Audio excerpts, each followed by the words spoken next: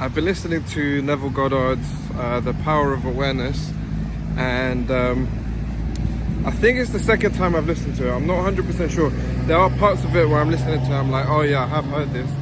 But this time round, I'm getting so much practical use out of it. I think for the past year or so, I've been listening to a lot of these books, and it's kind of been integrating slowly into my being. But now the books that I'm reading, I'm like, I know what I need to, I know how to incorporate that into my actual life, as opposed to before. It was a very interesting thing and something that I was really interested in, but I didn't know exactly how to apply it, and now I am applying it. So something that came to me while I was listening to it was how important it is to know the limits of your own intelligence.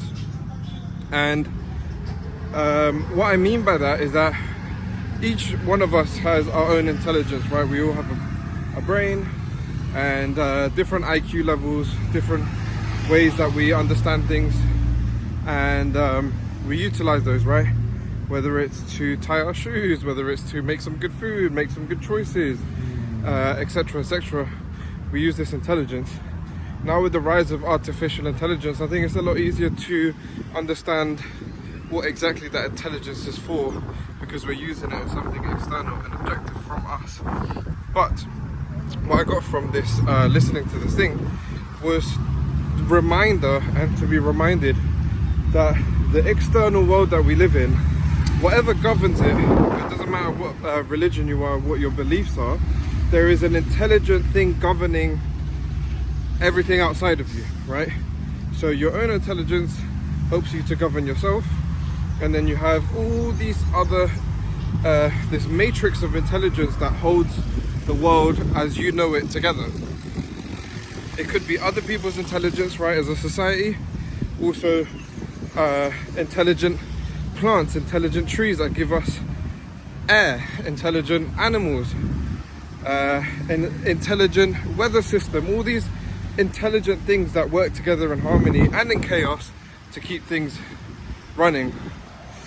And what I was reminded of was that whenever we want something, whenever we are in need of a miracle, whenever we want something to happen that we just can't figure out ourselves, like you might have a project coming up, or you're already doing it, and you might find it really difficult to get, you know, this one small thing or this one big thing, and it's you've hit your intelligence limit, you've hit your memory limit. You know, this is out of your experience, out of something that you've dealt with before, and you might need help.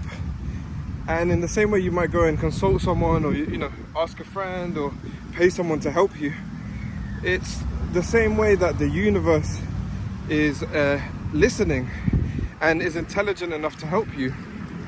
So in the book it talks about a few examples of people who have gotten things that are, it's like a miracle basically. It seems like a miracle, like something is not working, they set their mind to it, they kind of think about it, they assume the feeling of it being real, and it happens out of not in a logical sense, but something happens that makes it work.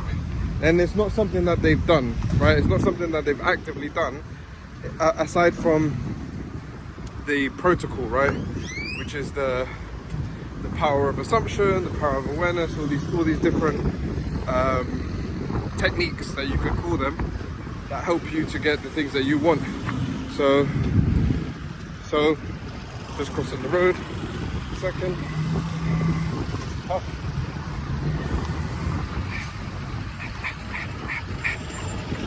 All right.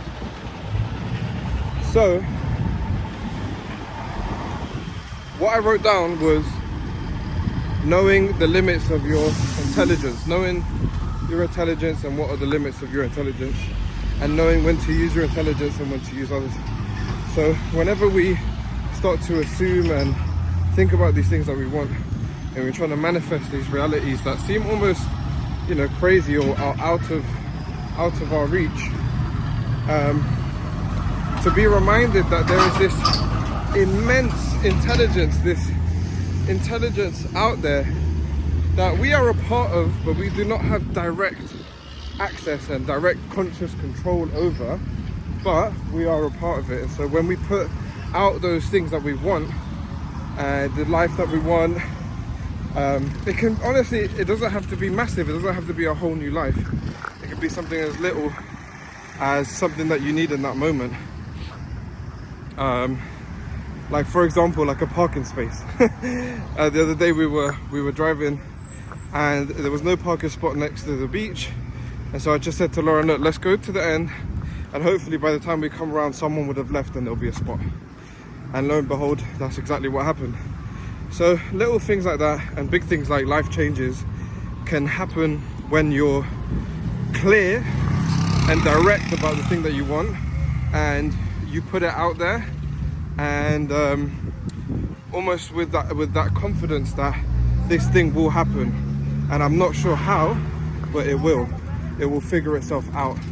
And that's the faith and I guess the trust that we have in the intelligence of the universe that we live in, the intelligence of God. So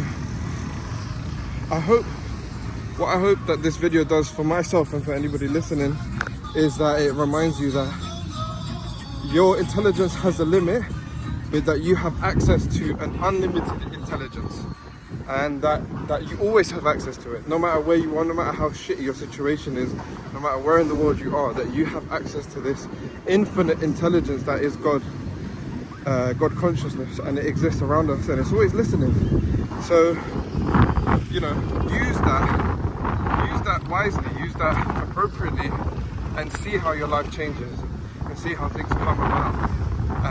Almost out of thin air, you know, and watch how the miracles happen, because they can happen and they will happen. You just have to ask for it and be ready to receive. So yeah, I hope that helps. I hope that makes sense. Let me know if you've listened to other Neville Goddard videos, and let me know your thoughts. Peace.